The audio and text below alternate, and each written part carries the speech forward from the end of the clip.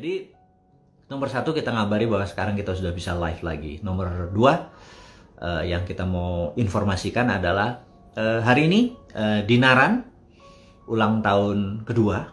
Jadi saya mengucapkan selamat ulang tahun kepada Dinaran, di mana Dinaran yang saat ini menjadi sebuah aplikasi yang cukup breakthrough. Jadi bagi mereka yang memiliki transaksi ini ya, transaksi 2 juta, Anda akan mendapatkan dari Bank Mandiri ini kartu, dan ini dari BCA gratis. Anda akan dapat kalau Anda selama ulang tahun ini sampai beberapa hari ke depan. Dan yang tak kalah penting dan luar biasa adalah Dinaran, Anda tahu, memiliki debit card, dimana kalau Anda menaruh uang 10 juta di rekening Dinaran, Anda ada 10 gram emas dan ada 10 juta rupiah. Dan rupiahnya Anda bisa ambil dimanapun, di ATM, atau Anda bisa menggunakan ini di edisi. Anda belanja di Indomaret, di Alfamidi, dan lain sebagainya. Anda belanja 500.000, maka gramasi emas pun berkurang 500.000. Dan ini adalah satu-satunya di dunia sebuah aplikasi berbasis emas untuk Anda semua bisa rupiahnya memiliki back by gold, atau bukannya rubelnya Rusia saja yang back by gold, tapi rupiah Anda back by gold. Ini lebih dulu kita miliki daripada Putin yang mendeklar rubel back by gold. Jadi rupiah back by gold ini dengan adanya dengan adanya Dinaran, hal ini sudah membuat kita menjadi breakthrough, terobosan. Ini udah 2 tahun hari ini. Alhamdulillah berjalan cukup bagus. Ada 300.000 nasabahnya Dinaran saat ini yang memanfaatkan debit card tadi. Dan teman-teman, bagi Anda yang mengikuti Bosman, maka pasti berita internasional atau geopolitik tidak mungkin terabaikan. Apa itu geopolitik? Geopolitik adalah politik kawasan. Kalau politik dalam negeri, misalnya Golkar lagi ngedeketin Demokrat gitu ya. Kenapa? Karena kalau Demokrat biru, Golkar kuning, jadi kayak Ukraina gitu ya. Ya gitu. Terus ya kita wajar, dan itu menjadi gosip di kalangan komunitas di warung mendiskusikan itu. Kemudian tapi yang saya tahu, karenanya Nasdem ini bersumpah tidak akan pernah bergabung dengan Golkar, katanya bersumpah. Kenapa? Karena kalau digabung namanya jadi Nasgor gitu ya, gitu. Ini joke gitu ya.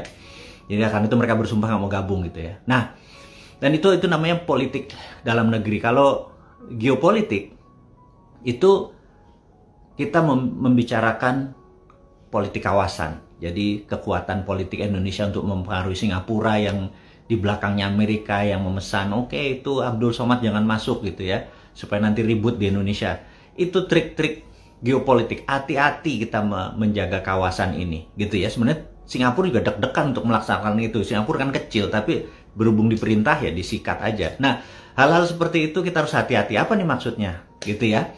Jadi jangan langsung rame di apa yang dilakukan, tetapi di behind the scene-nya, itu namanya geopolitik. Jadi teman-teman, kemudian ada lagi geopolitik yang lain yang saat ini kita tahu adalah Ukraina dan Rusia. Itu udah banyak yang membahas. Bosman kali ini mungkin lewat aja, sekilas aja. Yang jelas kita mau mengingatkan bahwa karena jarangnya berita internasional itu ada di Indonesia, di media mainstream jarang sekali, bahkan jarang peminat, maka kita mengingatkan. Jadi sahabat semua, Brazil, mulai dari Brazil, saat ini inflasinya sampai 35%, bisa dibayangkan. 35% di tahun ini aja. Dan di Argentina, tahun ini 50%. Bisa sahabat bayangkan.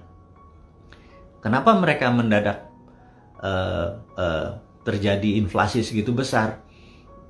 Karena mereka tidak punya energi, mereka tidak punya sumber bahan bakar, negaranya harus impor, dan itu memukul ekonomi.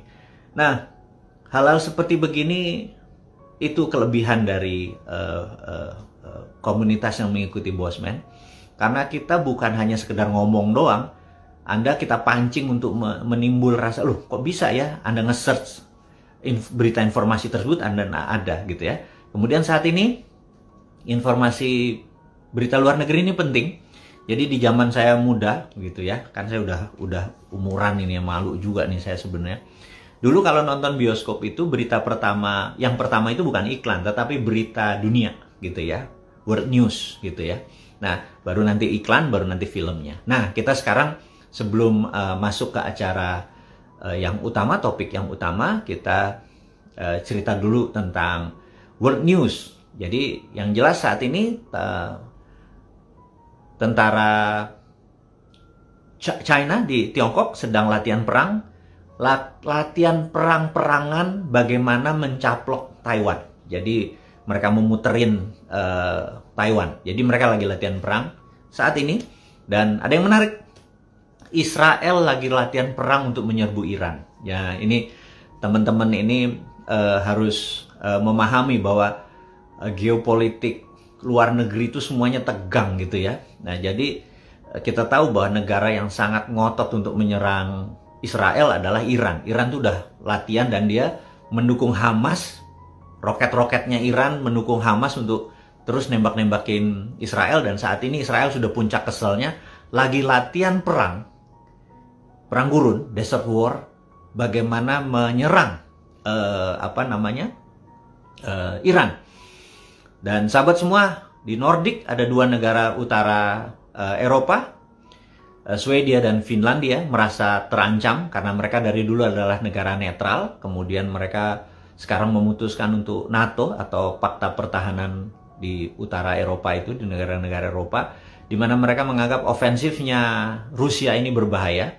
Karena kita tahu ada negara Eropa yang berbatasan langsung dengan Rusia adalah Ukraina, cukup besar wilayahnya. Kemudian di utaranya Ukraina itu ada Belarus. Belarusia ini adalah udah di tangannya Rusia, di tangannya Putin. Dan di utaranya Belarusia ada negara yang namanya Finlandia. Finlandia ini berbatas langsung lebih dari 1000 km. Daratan Finlandia berbatas langsung dengan Rusia. Sehingga kalau Rusia mau melakukan ofensif ke Finlandia, itu benar-benar dari darat ke darat aja. Tapi kalau ke Swedia, dia harus ngelewatin Finlandia. Dan saat ini Swedia dan Finlandia, kebetulan pemimpin tertingginya, Perdana Menterinya adalah wanita yang merasa memerlukan perlindungan dari NATO. Mereka mendaftar menjadi NATO dan ini membuat murka Putin gitu ya. Jadi Anda mulai kebayang, dan saya sekedar mengingatkan lagi yang lain. Kalau Anda ditanya, who is atau siapa negara yang the fastest growing country in the world, atau siapa negara yang growth-nya tertinggi di dunia dalam 40 tahun terakhir, maka karena kita biasa dipropagandakan dengan yang ada saat ini, pasti Anda akan menjawab Tiongkok gitu ya. Dan inilah saya merasa nggak gitu, bernegara itu yang di dunia ini bukan hanya ada Tiongkok dan Amerika doang dan atau Eropa doang, nggak begitu gitu ya. Jadi Anda boleh cek, negara yang the fastest growing sejak tahun 40 tahun terakhir adalah Botswana. Jadi Anda akan terkejut dengan informasi-informasi seperti begini, bahwa Afrika adalah the next China. Itu Anda harus siap-siap bahwa geopolitik dunia itu selalu cair gitu ya. Jadi kalau kita hanya taunya kawasan, apalagi taunya cuma gorong-gorong gitu ya, itu akan sulit memahami bahwa dunia ini sudah moving yang sangat cepat sekali. Dan oke, kita akan segera masuk ke topik utamanya, di mana 2024 ada banyak jagoan-jagoan yang akan memimpin bangsa ini. Dan di sini New Mind itu men-challenge mereka. Wahai Pak G, Anda nanti mau diapain negara ini 2045? Pak A, Anda mau ngapain gitu ya? Pak P, Anda mau ngapain gitu ya? Kalau Anda sekedar menang doang menjadi presiden, abis itu sama lagi kayak gini, ngutang lagi gitu ya. Terus ya kapan kita menjadi negara berdaulat? Ya lu sih tajir sama temen-temen lu gitu ya. Tapi yang 200 juta ini kita makan apa gitu ya? Itu kita tanya, boleh kita tanya. Bebas saja. Kalau dia jawabannya normatif, wacana, segala macam, ya ledek aja dia. Gitu ya. Nah, ini kita ingin menggugah karena kita tahu ujung-ujungnya kan yang merasakan kan kita sendiri gitu ya. Terus kalau pajak dinaikin lagi, saya ingat jadi peristiwa misalnya cerita-cerita Hans Christian Andersen itu, kalau raja sudah mulai menaikkan pajak itu sebentar lagi ya ada pangeran ganteng yang akan menumbangkan raja tersebut, gitulah kira-kira. Itu cuma sindiran-sindiran untuk membuat ekonomi naik tidak harus naikin pajak loh, gitu ya. Nah, ini kita kasih saran, gimana kalau caranya kayak gini gitu ya. Nah, kita tanya lagi kepada yang akan bertarung ini gitu ya, bagaimana caranya. Nah, jadi sahabat semua, kita akan masuk ke topik utama, di mana topik tersebut akan membuat Anda, oke, kayaknya begini nih kita nanti mengelola negaranya gitu ya. Jadi, sekali lagi, kita mengucapkan selamat ulang tahun kepada Dinaran yang kedua. Anda semua tahu bahwa Dinaran adalah satu-satunya aplikasi gold yang bisa membuat gold menjadi alat tukar, bukan alat bayar. Rupiah adalah alat bayar. Jadi di dalam rekening Dinaran, kalau Anda punya 10 juta, maka ada 10 juta rupiah di ATM Anda, di debit card Anda, dan ada 10 gram emas. Kalau 1 gramnya 1 juta ya, ada 10 gram emas. Nah, Anda bisa pakai debit card ini atau mau transfer kemanapun rupiahnya, atau Anda bisa memberi emas. Jadi contohnya misalnya gini, ada teman Anda punya handphone harganya 2 juta gitu ya. Terus, kamu punya rekening Dinaran nggak gitu ya? Ada. 2 gram deh. Jangan deh, 2,1 gram deh. Oke, 2,05 gram deh. Oke, setuju. Transfer gramnya. HP-nya Anda ambil. Rekening dia akan nambah 2 gram dan nambah 2 juta. Gitu ya. Nah, jadi ketimbang kita menggunakan komoditas yang lain, menggunakan rupiah, menggunakan segala macam, ya udah. Karena ya udah emas ke emas aja gitu ya. Nah, bagi Anda merasa, kalau saya perlu emas fisiknya bagaimana? Sahabat semua, Dinaran saat ini punya ATM Gold. ATM Gold itu Anda tinggal pencet QR code-nya, ya udah keluar ambil ATM-nya. Saat ini baru satu, ada di Senayan, dan kami berencana di tahun 2022 ini ada 100 ATM. Jadi dimanapun di daerah Anda di Nganjuk, ada di Palembang, dimanapun kita akan berusaha bahwa nanti emas fisiknya kalau Anda butuhkan, ada yang 2 gram, 4 gram, 5 gram, Anda tinggal datang ke ATM, Anda bisa ambil kapanpun. Jadi rupiahnya Anda bisa lakukan transaksi sebagai mata uang resmi di Indonesia. Kalau mau pakai emas sebagai alat tukar, Anda bisa lakukan. Anda mau ambil fisik emasnya, Anda datang ke ATM. Ini satu-satunya di dunia. Ini adalah konsep MMT, Modern Monetary Theory, yang berbasiskan, nah kita kan anti inflasi ya. Jadi ciri-cirinya ya, ciri-ciri MMT adalah kita anti inflasi. Kita anti mata uang nilainya turun gitu ya. Karena basisnya emas. Jadi buat apa kita tukar lagi? Langsung aja kita menggunakan emas sebagai alat tukar. Nah, mudah-mudahan Anda mulai kebayang apa itu Dinaran. Jadi saat ini begitu teman-teman ada waktu, ya udah download aja aplikasi Dinaran. Ada kalau Anda menggunakan iPhone atau menggunakan Apple bisa, menggunakan Android juga bisa. Di Dinaran gitu ya. Jadi Dinaran saat ini udah ulang tahun kedua, dan untuk membuat Anda menjadi negara yang, atau rupiah Anda untuk tidak ada inflasi lagi, tidak bunga bank lagi. Anda beberapa memahami bunga bank deposito tadi menjadi riba, ya udah taruh aja di Dinaran, di mana rupiah Anda bisa. Oke, sepedal mengingat, kalau Anda menggunakan ATM ini, ngambil ATM tunai ya, pakai ATM-nya Bank Artagraha, maka nggak ada fee, gratis. Tetapi kalau menggunakan ATM-nya BCA, ATM-nya Mandiri, biasalah Anda cross ATM. Tapi kalau di edisi itu Anda belanja di Indomaret, ya menggunakan transaksi biasa tuh nggak ada fee-nya. Ya belanja 200.000 ya 200.000, belanja 175 ya 175 gitu ya. Ya hanya gramasi emas aja turun. Jadi gramasi emas Anda sampai kapanpun akan tetap. Tetapi tiap hari kan harga emas tersebut turun naik. Ya insya Allah kalau sekarang ini perangnya berkepanjangan, harga emas terus akan bergerak naik. Di sini Anda tidak ada inflasinya, jadinya Anda keep up terus. Nah itulah adalah cerita tentang Dinaran. Nah Jadi berita yang sekarang bagaimana supaya New Mind ini bisa menjadi berkiprah di tahun 2024. Nah, inilah informasi utamanya.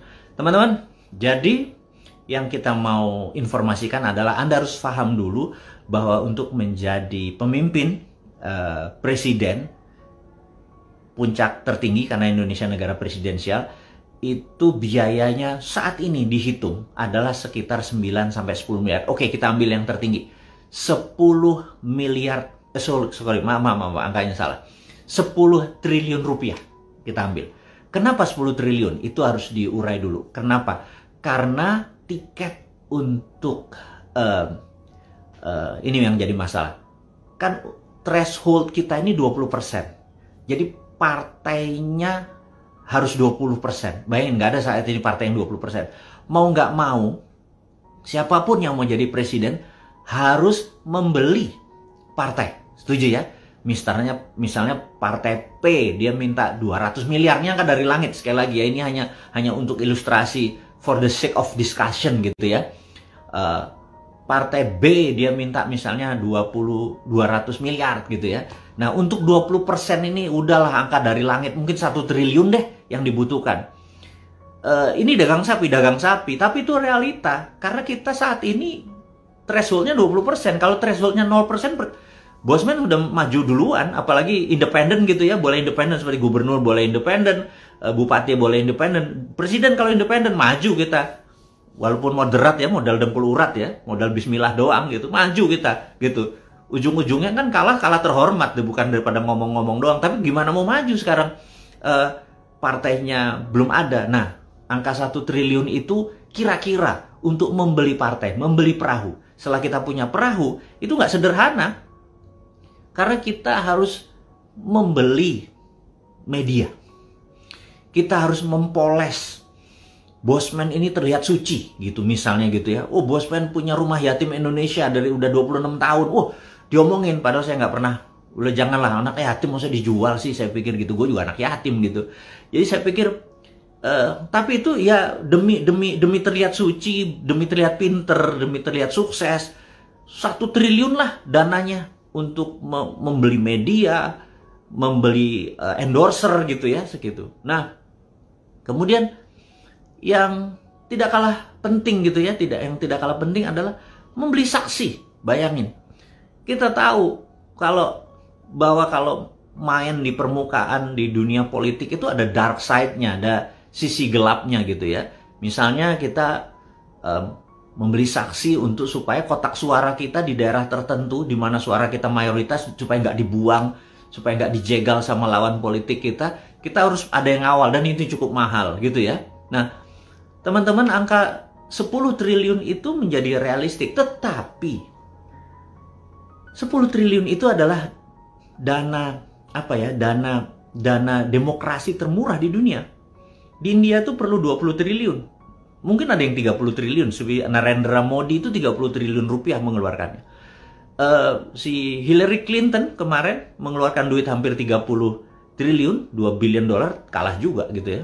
Nah, jadi Indonesia ini dengan 250 juta penduduk yang mata pilih mungkin sekitar 200-an, ini cukup murah gitu ya. 10 triliun. Sekali lagi, bagi aja 10 triliun dibagi jumlah manusia Indonesia 250 juta yang kita bisa kirikan ke kanan kan pada saat kita menjadi memilih kuasa. Nah, berita yang harus kita mungkin kita anggap berita buruk. Siapapun yang nanti di tahun 2024 yang sekarang ada di etalase politik ini, kayaknya nggak punya uang 9 atau 10 triliun itu gitu ya. Mau nggak mau harus terlihat cantik sekarang, harus terlihat akrab dengan masyarakat, harus banyak muncul di sosial media, harus banyak kunjungan-kunjungan gitu ya, supaya diliput sama media massa, supaya Anda semua terpesona. Nah, tujuan terpesona tuh apa? Untuk bohirnya, untuk sponsornya, untuk oligar-oligar ini yang punya duit kan oligar. Wah, kayaknya dia deh. Nah, nanti kalau dia jadi, ini gue bisa dimainin nih sama dia, bener nggak? Dibeli. Jadi yang punya 11 triliun kan Bosman doang. Gitu ya. yang nggak bakal pakai oligar gitu ya. Kenapa? Karena saya punya Anda semua gitu yang gila gitu ya, yang sontoloyo gitu. Kalau yang lain kan pakai oligar, kita nggak bakal pakai oligar gitu. Oligar sama kita ntar juga bakal berbeda skenario-nya. Oke, jadi itulah yang terjadi. Jadi coba sekarang Anda pilih mata Anda pilih, oh, gue pilih si A deh gitu ya, gue pilih si B deh, gue pilih si C deh. Cuannya dari mana ya dia? Fulusnya dari mana ya dia? Ya udah, gitu ya. Nah ini sebuah realita kan, kita jadi, waduh gimana nih kalau pemimpin kita 2024 masuk aja udah terpasung gitu ya, masuk aja udah terpasung gitu. Gimana solusinya? Nah inilah yang topik yang mau kita bicarakan selain mengucapkan selamat ulang tahun Dinaran dan mengucapkan selamat datang kembali video yang sudah di ban ini, di shadow ban ini. Oke, informasi puncaknya begini. Saya sekedar mengingatkan sahabat semua bahwa di tahun 1890, 1900, 1905, kita bicara Amerika. Amerika ini negaranya persis seperti Indonesia sekarang di tahun 1900. 10 tahun setelahnya dan 10 tahun sebelumnya. Nah, apa itu? Karena oligar, orang kaya, plutokrasi, orang-orang kaya itu mengendalikan jalannya pemerintahan. Jadi kita tahu di tahun 18 sekian sampai 19 awal itu ada yang namanya JP Morgan, ada yang namanya Vanderbilt, ada yang namanya Rockefeller, ada yang namanya John Paul Getty. Ada banyak sekali orang-orang kaya, termasuk Andrew Carnegie gitu ya, yang membeli politician. Jadi siapapun presidennya dia yang pasti sponsor. Dan apa yang terjadi?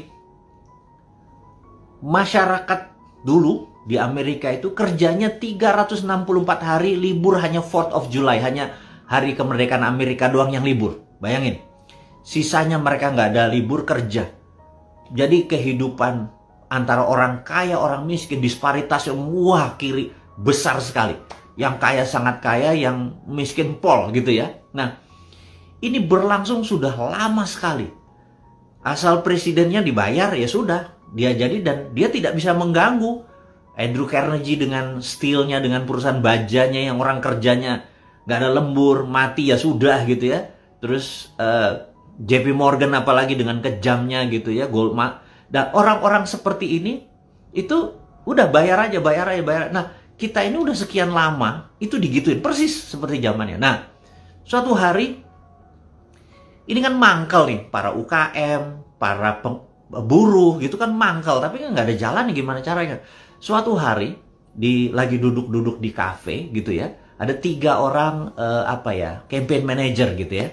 Campaign manager ini melihat ada seorang yang lagi shoe shining, lagi ngebersihin sepatu, lagi nyemir sepatu. Kan dulu zaman baheula teh itu kan duduk dia, terus kemudian ada orang yang pakai anduk membersihkan sepatunya gitu ya. Nah, 3 orang nih menatap pria yang sama. Mereka bilang, ini orang bisa jadi presiden loh gitu ya. Ketiga orang ini adalah campaign manager yang sangat terkenal. Nah, yang dihadapkan dia adalah seorang senator yang bernama Warren Harding gitu ya. Dan di dalam, maaf saya pernah mempelajari dulu di kampus, waktu di negeri seberang pernah kita belajar tentang Harding Effect. Itu tentang Harding Effect. Nah, Harding Effect inilah yang kita mau bawa di 2024. Tentunya Anda yang membawa, bukan saya cuma menyetuskan idea gitu ya. Nah, Warren Harding ini dia adalah seorang senator, loser, senatornya nggak keren-keren amat gitu ya, tapi memiliki postur yang tinggi besar dan ganteng gitu ya. Nah, kita tahu kalau orang yang posisinya tinggi besar, kalau berbicara, karena posisinya dia di atas, kita yang berada di bawah tuh submisif posisinya, dan di atas dia superior. Posisi superior tuh gampang mempengaruhi orang lain yang berada di posisi inferior di bawahnya, atau submission tadi di bawahnya. Nah, jadi orang-orang kalau ngelihat dia tuh look up gitu ya, ngelihat ke atas. Orang ini ganteng, vokalnya tuh bulat gitu, suaranya tuh bulat gitu, terus tatapan matanya tajam. Tapi sebenarnya dia loser gitu, kosong aja, ilmunya kosong aja. Terus 3 orang ini bilang, kayaknya kita ketemu orang ini deh, kita bahas. Oke, dia panggil, dia bilang, hey Harding, Jonas, lo tahu kami? Yes. Lo mau nggak jadi presiden Amerika? Mau, kata dia gitu. Tapi syaratnya satu, lo ikuti maunya kita. Lo ikuti cara mainnya dia, di-train cara ngomong depan publik, kontennya dia buat, dan lain sebagainya. Nah, singkat cerita, uangnya dari mana? Itu kan? Dari mana uangnya? Nah, gimana kalau uangnya ngumpulin dari UKM, dari para buruh, dari para petani, dari para nelayan? Ini contoh aja. Ambil dari langit. Anggap orang itu adalah nobody, bukan bosman ya. Bosman nggak cukup ganteng, nggak cukup tinggi, nggak cukup keren vokalnya gitu ya. X kita ambil, X. Nobody, X gitu ya. Nah, X ini perlu duit 10 triliun. Kalau ada 2 juta, sahabat kita nih, UKMers, nelayan, petani, 2 juta orang, ngasih 5 juta rupiah masing-masing. Itu akan mendapatkan 10 triliun, betul ya? Atau kita balik. Ada 5 juta sahabat kita yang merasa, gue gak mau lagi sama oligarki, gue gak mau lagi dikerjain sama politikus kayak gini, kita harus menjalankan strategi ini. 5 juta orang gila ini, masing-masing ngasih 2 juta perak aja. 2 juta itu 10 triliun, gitu ya. Atau kita ambil lah, ada 10 juta orang, masing-masing ngasih 1 juta perak, itu juga 10 triliun, gitu ya. Nah, ini kita balik lagi ke Warren Harding. Dia bilang, kami bertiga ini ngumpulin UKM yang dilindas sama oligarki. Kita ngumpulin orang-orang buruh yang tertindas ini. To make story short, terkumpul duitnya. Dan akhirnya Warren Harding menjadi presiden Amerika di tahun, saya lupa angkanya ya, 1919 atau 1921. Karena dia jadi presiden cuma 2 tahun, dia meninggal. Nah, yang mau diceritakan itu adalah begini. Begitu Warren Harding jadi presiden, dia buat kebijakan untuk memajaki orang kaya, mempermudah orang-orang yang di bottom of pyramid, memberikan kredit yang sangat murah, money turun ke UKM-UKM, ekonomi sangat muter.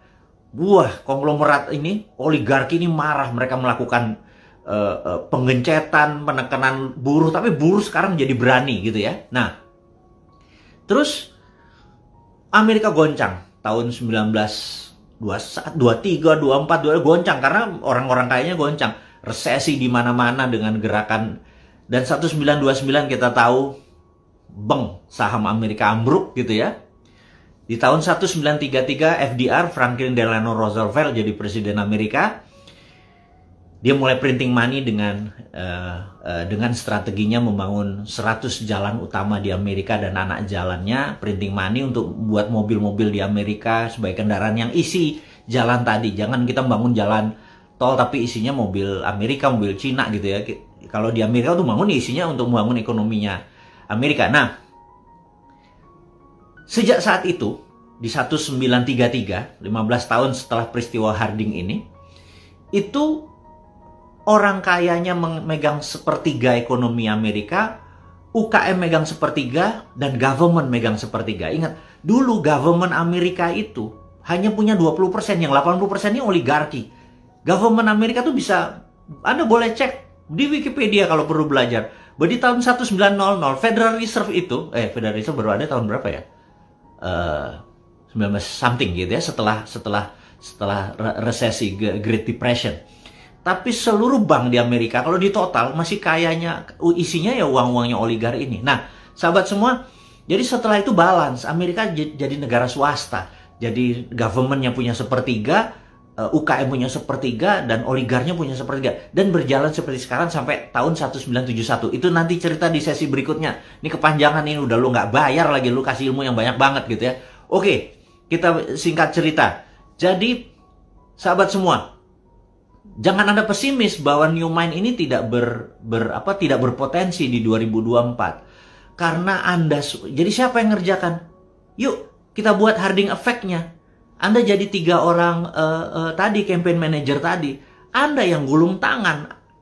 Anda sebarkan informasi ini kepada seluruh rakyat Indonesia, kepada seluruh sahabat Anda. Anda bisa pilih siapa jadi Warren Harding-nya. Yang penting, nanti kita bisa manfaatkan ini untuk oligarki yang memegang 80% kekayaan dan 20% pemerintah tadi yang saat ini UKM tadi nggak bergerak, buruh nggak bergerak, kita cuma dijatahin gitu ya, terus semua dijatahin. Kita ini harus menjadi bernegara berdaulat. Untuk 2045 Indonesia menjadi negara superpower, ini harus rata. Kekayaan itu harus dibagi rata. kepada rakyat, negara, dan oligark itu juga rakyat gitu ya. Jangan lulu doang gitu ya. Nah, siapa nih yang bergerak? Apakah yang ada di etalase sekarang yang mau bergerak? Enggak, udah gitu aja. Andalah yang mau berubah. Jangan nganggap saya ini provokator, saya cuman ide. Sekali lagi, yuk gulung tangan. Anda yang memimpin, Anda yang berubah, Anda yang membuat perubahan ini di Indonesia. Cucu kita atau anak kita akan bilang, kakek gua pejuangnya yang membuat Indonesia menjadi negara berdaulat di 2045, yang Indonesia menjadi sejajar dengan Tiongkok gitu ya. Kita bukan menjadi negara market lagi, menjadi pasarnya Amerika, menjadi pasarnya Tiongkok, bahan bakunya dikeduk kemudian dibalikin lagi berupa produk. Nggak mau. Dan saya belum lihat, jujur aja, siapapun di etalase 2045 bahkan di 2029 kalau dia lagi, kayaknya Indonesia nggak akan berubah. Nah, sahabat semua, to make story short, walaupun ini adalah hanya diskusi singkat di malam Sabtu, kita mudah-mudahan ini memberikan kita ide bahwa kalau mau berubah 2 tahun lagi, mulailah sekarang. Kalau Anda mau menjadi something, ya creating to happen, ciptakan sesuatu yang terjadi. Jangan wondering what happen, ada apa ini ya gitu ya. Dan sahabat semua, akhirul kalam, mohon maaf jika ada yang tersinggung dengan kata-kata saya, dengan bentuk-bentuk kritikan saya tadi. Tapi yang saya harap ini adalah solusi buat kita semua, bisa melakukan sesuatu yang baru. Yuk kita bergerak bersama, gunakan platform-platform media sosial Anda untuk mendiskusikan topik-topik ini. Dan bahwa kita menjadi mover, penggerak, yang Pak Karno mengatakan berikan saya 1000 pemuda, kita guncang dunia. 1000 pemuda itu adalah Anda, kita guncang dunia. Terima kasih dari saya. Selamat malam. Wassalamualaikum warahmatullahi wabarakatuh.